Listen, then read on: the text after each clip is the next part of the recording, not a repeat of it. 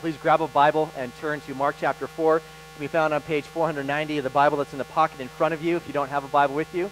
And we're gonna read together. I will read for you a very large portion from Mark chapter 4, verse 35, all the way to 5, verse 43. And it's a long portion, so you don't have to stand. They did stand in the Old Testament times for like half a day of reading the Scriptures. I won't make you do that this morning. You can remain seated while I read this portion. So Mark chapter 4, I'll start reading in verse 35. I'll go down, like I said, to chapter 5, verse 43. On that day when evening had come, he said to them, "Let us go across to the other side." And leaving the crowd, they took him with them in the boat just as he was, and other boats were with him. And a great windstorm arose, and the waves were breaking into the boat so that the boat was already filling. But he was in the stern, asleep on the cushion. And they woke him and said to him, "Teacher, do you not care that we are perishing?" And he awoke and rebuked the wind and said to the sea, "Peace, be still." And the wind ceased, and there was a great calm. He said to them, "Why are you so afraid? Have you still no faith?" And they were filled with great fear and said to one another, "Who then is this that even wind and sea obey him?" They came to the other side of the sea, to the country of the Gerasenes. And when Jesus had stepped out of the boat, immediately there met him out of the tombs a man with an unclean spirit. He lived among the tombs, and no one could bind him anymore, not even with a chain, for he had often been bound with shackles and chains, but he wrenched the chains apart, and he broke the shackles in pieces. No one had the strength to subdue him. Night and day among the tombs and on the mountains, he was always crying out and bruising himself with stones. And when he saw Jesus from afar, he ran and fell down before him, and crying out with a loud voice, he said, "What have you to do with me, Jesus, Son of the Most High God? I adjure you by God, do not torment me." For he was saying to him, "Come out of the man, you unclean spirit." And Jesus asked him, "What is your name?" He replied, "My name is Legion, for we are many." And he begged him earnestly not to send them out of the country. Now a herd of pigs was feeding there on the hillside, and they begged him, saying, "Send us to the pigs, let us enter them." So he gave them permission, and the unclean spirits came out and entered the pigs, and the herd, numbering about 2,000, rushed down the steep bank into the sea and were drowned in the sea. The herdsmen fled and told in the city and in the country, and people came to see what it was that had happened. And they came to Jesus and saw the demon-possessed man, the one who had the legion, sitting there clothed and in his right mind, and they were afraid. And those who had seen it described to them what had happened to the demon-possessed man and to the pigs, and they began to beg Jesus to depart from their region. As he was getting into the boat, the man who had been possessed with demons begged him that he might be with him. And he did not permit him, but he said to him, "Go home to your friends and tell them how much the Lord has done for you and how he has had mercy on you." And he went away and began to proclaim in the Decapolis how much Jesus had done for him, and everyone marveled. And when Jesus had crossed again in the boat to the other side, a great crowd gathered about him, and he was beside the sea. Then came one of the rulers of the synagogue, Jairus by name, and seeing him, he fell at his feet and implored him earnestly, saying, "Our little daughter is at the point of death. Come and lay your hands on her so that she may be made well and live." And he went with him. And a great crowd followed him and thronged about him. And there was a woman who had a discharge of blood for 12 years, and who had suffered much under many physicians, and had spent all that she had, and was no better, but rather grew worse. She had heard the reports about Jesus, and came up behind him in the crowd, and touched his garment. For she said, "If I touch even his garments, I will be made well." And immediately the flow of blood dried up, and she felt in her body that she was healed of her disease. And Jesus, perceiving in himself that power had gone out from him, immediately turned about to the crowd and said, "Who touched my garments?" And his disciples said to him, "You see the crowd pressing around you, and yet you say, 'Who touched me?'" And he looked around to see who had done it. But the woman, knowing what had happened to her, came in fear and trembling and fell down before him and told him the whole truth. And he said to her, "Daughter, your faith has made you well. Go in peace and be healed of your disease." While he was still speaking, there came from the ruler's house some who said, "Your daughter is dead. Why trouble the teacher any further?"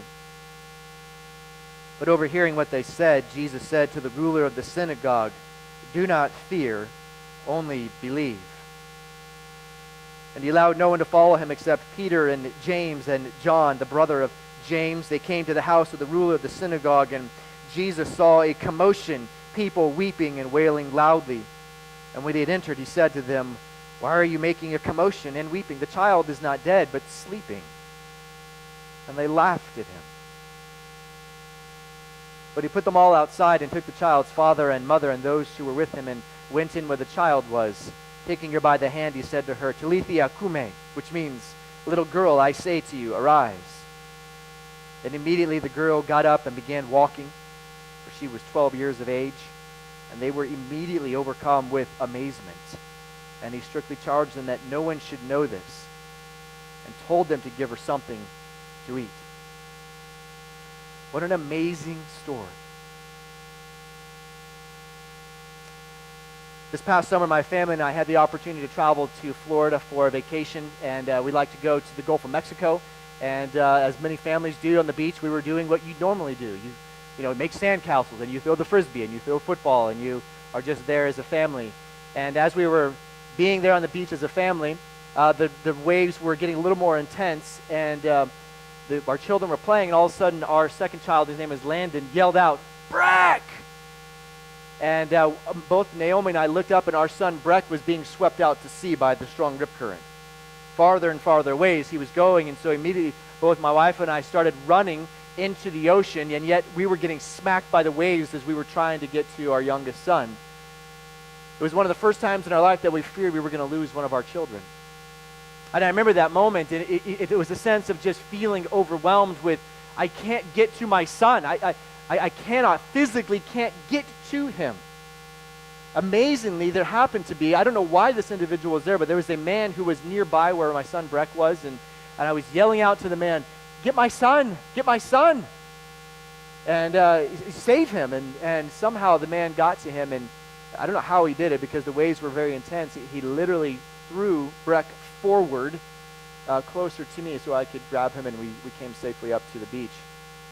Like I said, it was one of the first times in our life that we felt that we were going to lose one of our children. And immediately at that moment, fear just kind of creeps into life because all of a sudden there's out of control feelings. I can't do anything about the situation. I wonder if any of you here are facing situations in your life that make you feel as if life is spinning out of control. Whether that be a job loss, a job search, some sort of relational disaster, maybe your parents are on the verge of a divorce, or maybe you yourself are on the verge of a divorce. Maybe there's some sort of disease, some sort of illness that you are facing, whether chronic or all of a sudden sudden, something has popped up into your life. There's a death of a loved one that you are facing with. Financial struggles can be part of this. Maybe it's just as simple as just trying to keep up with your grades. There's all sorts of situations in life where all of a sudden the things that we thought we could control and what we knew was going on, we lose control, and fear is an emotional response to all of a sudden losing control of things. What are we supposed to do when life spins out of control? What do we do? When all of a sudden we're faced with our human limitations and how little control we actually have in life. The stories that we're looking at today that I read for us are very important stories if you're facing situations like that today or will face them into the future. Because there's 4 stories of people's lives who were spinning out of control.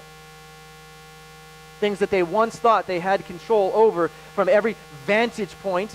They have lost control, and now they have been filled with fear. They are afraid because their life is spinning out of control. And if you're feeling out of control this morning, whatever it may be in your life is spinning out of control, I want to bring you a word of hope. A word of hope from these people's lives, according to the Gospel of Mark here. Because they're all tied together. All these stories are tied together, and what they're communicating to us, what Mark is trying to get across to us, is that Jesus' unlimited power and control over all things in life over time ought to increase our faith in him and decrease our fears of life when it spins out of control. And so that's my aim for you this morning, is you go out of here this morning with a word of hope that no matter what you face, whether it's something today, whether it be something you face tomorrow or way down the road in your life, that as you grow in your understanding of Jesus' unlimited power, that your fears will decrease and your faith will increase. I want you to leave here with an anchor for your soul. That you be rock solid in who you are in Christ and what he's done for you. It's Martin Luther. Some of you have maybe read a lot of Martin Luther, and he talks about how faith has three main parts of faith. And he says those three main parts of faith are evidence, attraction, and commitment. So to have faith means that there's evidence, there's content to faith. Faith is not just a blind leap into nothingness, like, hey, just have faith. You know, faith actually has content. There's something that we actually put our faith in. Then Martin Luther goes farther to say there's also this attractional piece of faith, that the content that we believe in, the evidence that we have, attracts us closer into that. Instead of moving away from it, we're actually move closer to the content. And then finally there's a commitment, that faith is actually a commitment to the content. There's actual things that we say, this is what I'm going to do because of the evidence. And so in each of these stories, if we're going to increase in faith, I want you to notice all those three parts that Martin Luther talks about were content, attraction, and commitment, how they all show up in each of the different stories. So let's look at the first one. Mark chapter 4, verse 35 to 41. The big thing I want you to see from this is this, that Jesus' unlimited power increases faith, that he stays with you. Now, this story here takes place at the Sea of Galilee. The Sea of Galilee was situated about 700 feet below sea level. And just to the north of the Sea of the Galilee is Mount Hermon. Mount Hermon is about 9,200 feet above sea level. And so it's consistent thunderstorms with the cold air coming down off of the mountains and the warm air coming up off of the Sea of Galilee, creating pretty, intense and impressive thunderstorms. And so on this day, these disciples are on the boat on the Sea of Galilee, and they're used to storms. They've experienced storms on the Sea of Galilee before in their life, but there's something about this storm that they experienced on this day that caused them to freak out. According to verse 38, these experienced fishermen think they're going to die. You can see it there. So whatever's happening in this windstorm and the rain, the waves are crashing into the boat, that they can't bail out the water quick enough out of the boat because they think the boat is going to capsize and they're going to die. Skilled fishermen who used to have control over all things on the boat are all of a sudden facing a situation where they no longer have control. And they fear. In their fear, what they have done is they have forgotten who it was that's in the stern of the boat with them. Jesus.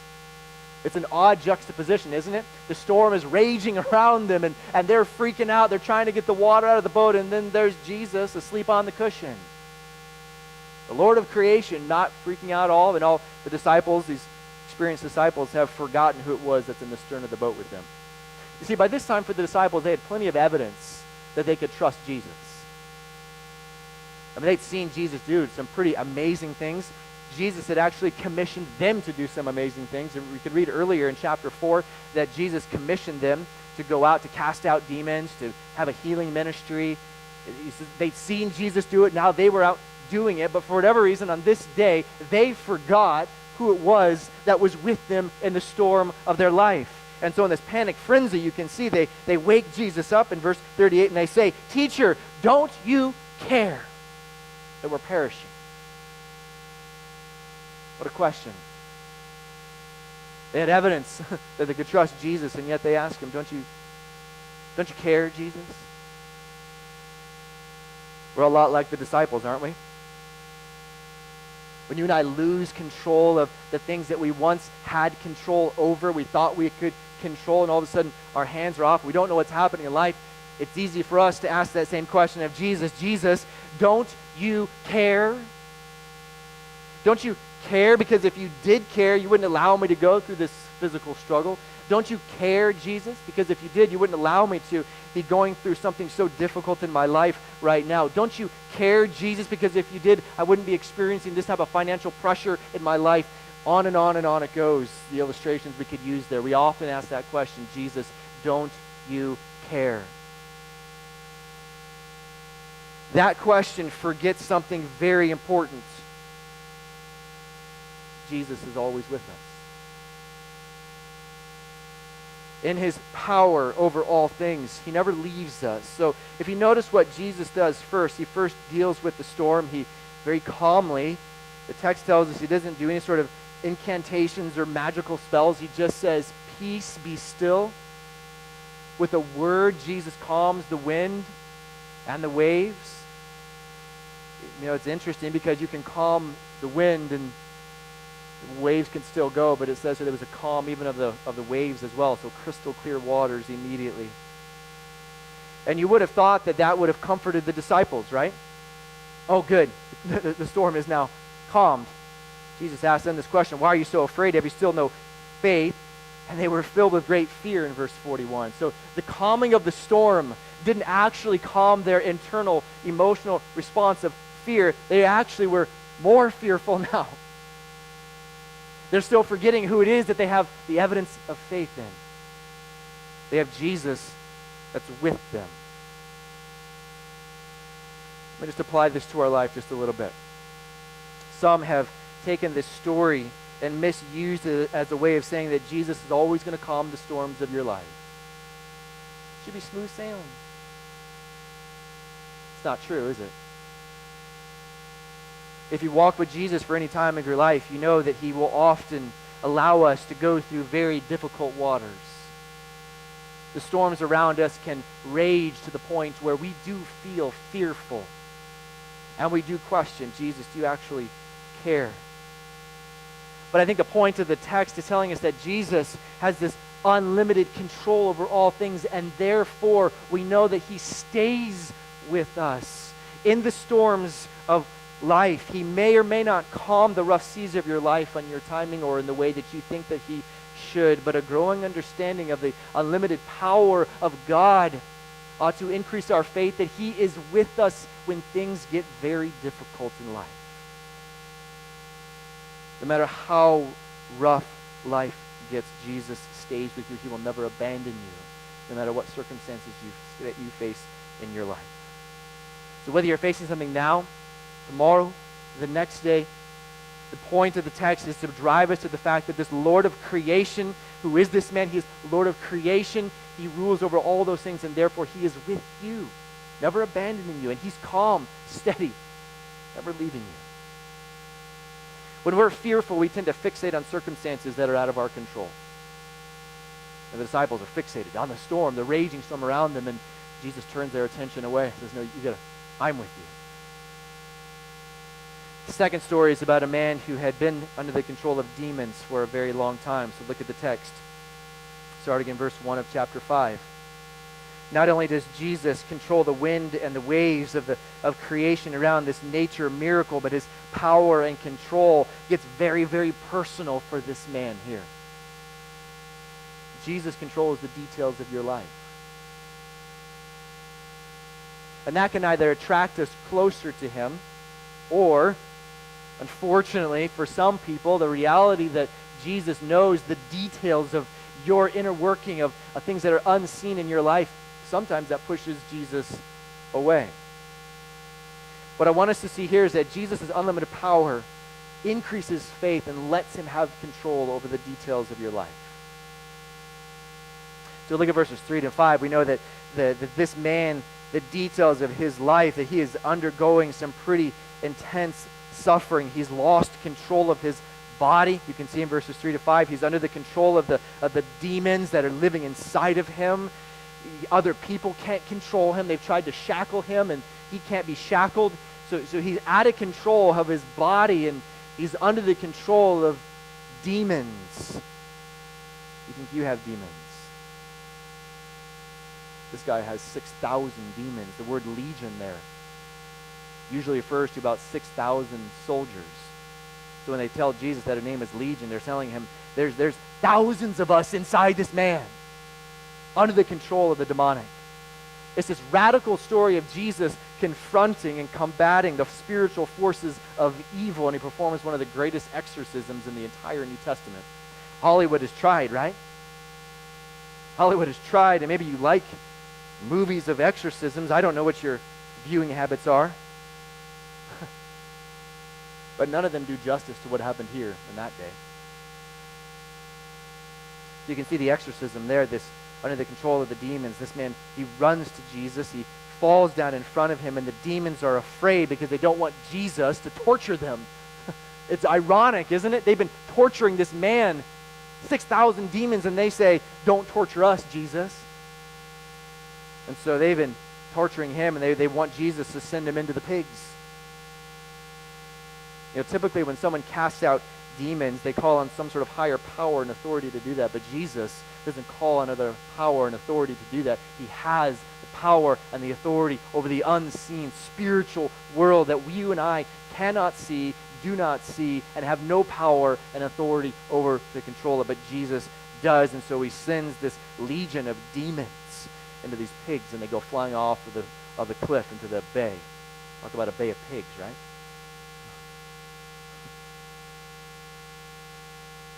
There's all sorts of details in the text that we could get into.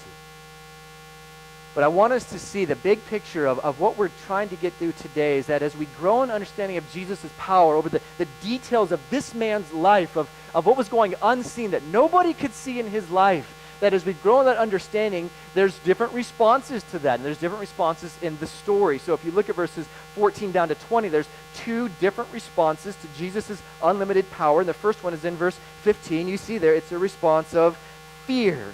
So these herdsmen and the country people, they see this man who has been under the control of this legion of demons, and now all of a sudden he's sitting there in his right mind, and the people are afraid.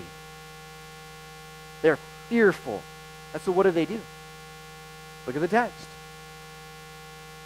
Verse 17, they began to beg Jesus to depart from their region. There's all this begging going on in this passage. The demons beg Jesus to get into the pigs, and now the people are begging Jesus to leave. You know, the fact that Jesus knew the details and had the power over the unseen spiritual world, they say, Jesus, go away. We don't want anything to do with you because you've got too much power, you've got too much control. We cannot control you. You are unmanageable, and so now we don't want to have anything to do with you. Please leave us.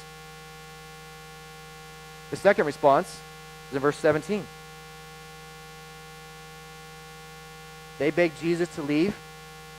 In verse 18, this man all of a sudden comes to Jesus, and now he's begging to stay with Jesus. So in the same way that the people were begging Jesus to get out from their presence, now this guy's saying, can I come closer to you? Can I stay with you? You see, the man didn't know much about Jesus at all, but he's attracted to him. He didn't know much content. He didn't know hardly anything about Jesus, but all of a sudden he knows that this man has freed him from his demons. He's now no longer in the domain of darkness. He's been transferred into the kingdom of light, and he says, I got to get near that guy. How can I be near you, Jesus? You see, it's a response of faith to Jesus, knowing the details of his life, this unseen reality. And he says, I got to get near that guy. When you think about this reality that Jesus knows the details of your life, does that attract you to him, or does it push him away?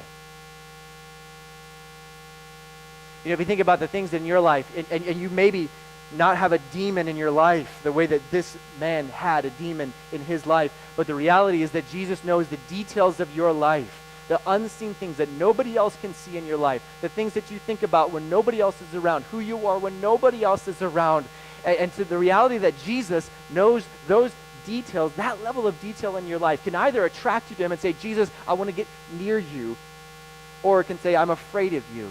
I want you to go away from me. You know, faith means that when we lose control of things, we know that there's one who is in control of all things, even the minor details of your life. And that should be a comfort to us, that the details that you and I have no control over, that Jesus has control over those details in your life. Finally, verse 21 through 43 of Mark 5. These final two stories are woven together. Here there's two different people The big idea here is that Jesus' unlimited power increases faith to wait for him to do what's impossible. So you see in the story, if you keep your eyes on the text, there's these two different stories of a man who has a daughter who's about to die and a woman who's been living with the severe bleeding disorder. Both of them have been waiting for a very long time for something impossible to happen for them. A woman bleeding for 12 years, you see it in the text that she's never getting better, she's actually getting worse. She's waiting for something to happen in her life that's going to heal her. And the father here is waiting to see if his daughter is going to rebound from whatever disease she has in her body. Both facing impossible situations. And in both situations, Jesus is waiting to do something for them. In verses 21 through 24, we're introduced to Jairus. And he believed that Jesus could do something for his daughter, and so he implores Jesus to come to lay his hands on his daughter to heal her. And while they're on the way, the crowd is pressing around Jesus. It's such a great story, isn't it? It's like this mosh pit of people surrounding Jesus, and as they're making their way, Jesus is surrounded by all these people, and all of a sudden, everything stops. And Jesus asks this strange question to the disciples in verse 30. Who touched my garments? It's odd, isn't it? And they say, Jesus, what are you talking about? Who touched you? We're in a crowd of people. But Jesus knew something had happened. A woman had reached out and touched Jesus' garments because she believed that if she just touched his garments, that she would be healed. And she was.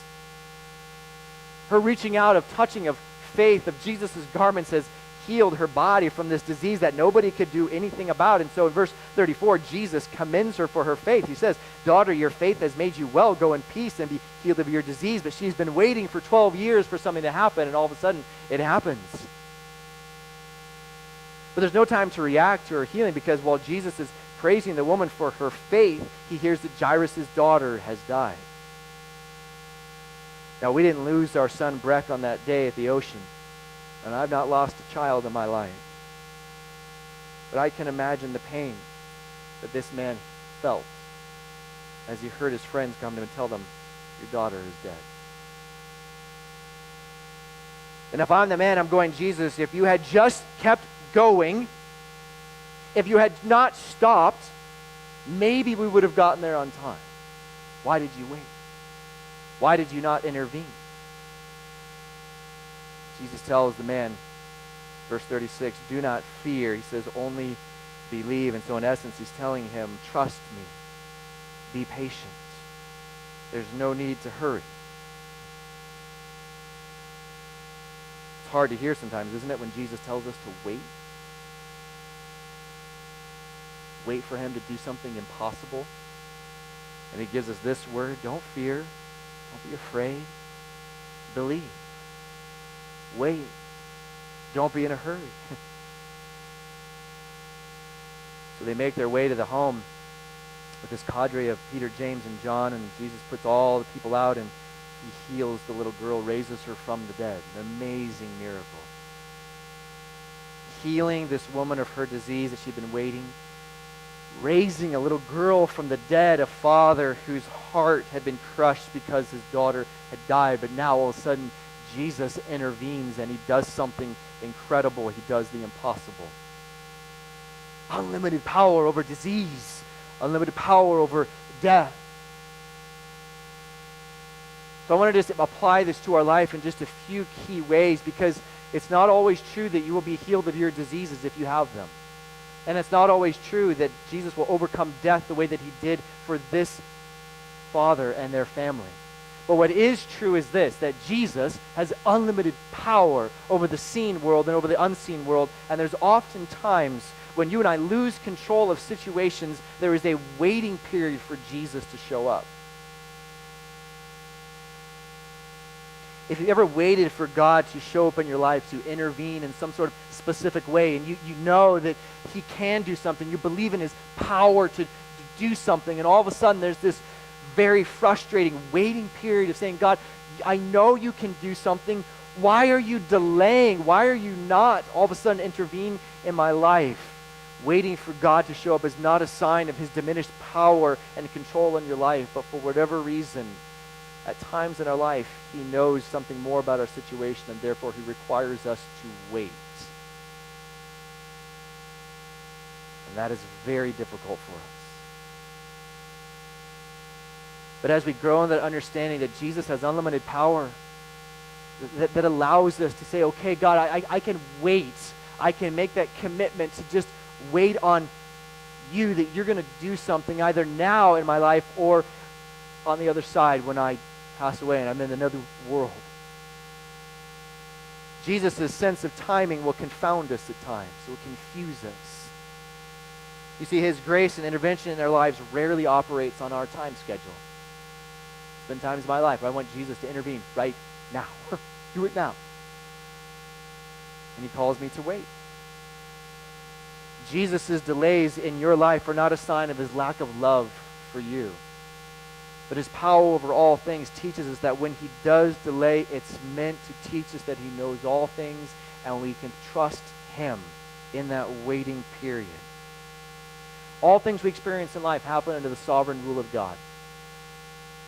This text shows us that there's nothing out of his control, whether it's nature, whether it's demons, whether it's disease, whether it's death, his power over all these things. So that means that whenever something happens in our life, it is under his sovereign control, and that is sometimes challenging for us to realize and to wrestle with, but there is this waiting period that he calls us just to commit to saying, God, I can trust you. I don't have to trust my circumstances that I face that are difficult in life.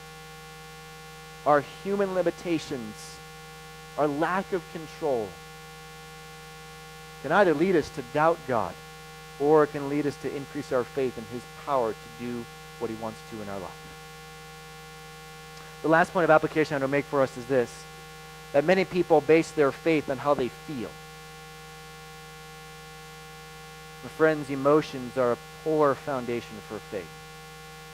Because today I may feel great. Tomorrow I may not feel so great. And if I base my emotions on how I feel, then my faith will get destroyed. So imagine it this way. Imagine faith is standing on a very thin wall. And faith is standing there with both facts and feelings. And if faith looks at the feelings, faith falls off the wall. But if faith looks at the facts, it stays on the wall and feelings will follow afterwards. You see, faith isn't always about our feelings. We have a content of faith. It is Jesus. And he is that anchor for us so that when life spins out of control, we are steady knowing that he stays with us. We can be steady knowing that he controls the details of our life. We can be steady knowing that he often will call us to wait on him to intervene in life. So this morning in your life, if you're going through something that says, man, I'm out of control. There's something happening in my life that you don't know anything about, but I know about. If that's you this morning, I want to encourage you with these stories that as you and I wrestle with our human limitations of what we can control and not control, that we have one that we can trust that controls all things. And his power is unlimited. Let's pray together.